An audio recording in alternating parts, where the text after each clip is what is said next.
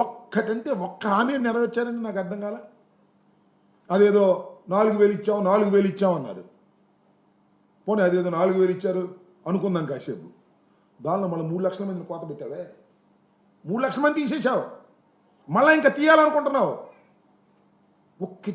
ఒక్కటి కాకపోతే ఒక్కటైనా మీరు చేశారని అడుగుతా ఉన్నా. ఉచిత బస్సు అన్నావు, ఏమైంది? బస్సు తుస్సయింది. తల్లికి 100, ఇదిగో అప్పుడు ఇస్తా. మొన్న ఏమంటాడు? ఇన్స్టాల్మెంట్స్గా ఇస్తా అంట. ఇచ్చాడు ఒకసారి ఇన్స్టాల్మెంట్స్గా, గుర్తుందిగా మీకు?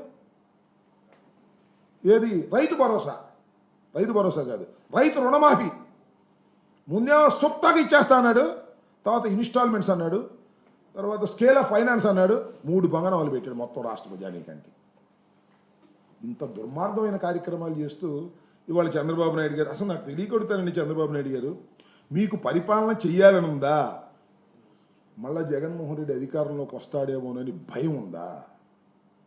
ఆ భయం ఉంది కాబట్టి జగన్మోహన్ రెడ్డి గారు చుట్టూరా ఉన్న వాళ్ళ మీద కేసులు పెట్టి లోపల వేసేస్తే జైల్లో ఉండిపోతే భయపడిపోతారనేటువంటి ఒక ఆలోచన తప్ప, ఈ రెడ్ బుక్ తప్ప, అసలు పరిపాలన చేయాలి, ప్రజల్ని మెప్పించడం ద్వారానే రాష్ట్రంలో అధికారంలోకి మళ్ళా రావాలనేటువంటి కోరికే లేనటువంటి ఒక వ్యర్థమైనటువంటి పరిపాలన వాళ్ళ చంద్రబాబు నాయుడు గారు నిర్వహిస్తున్నారు.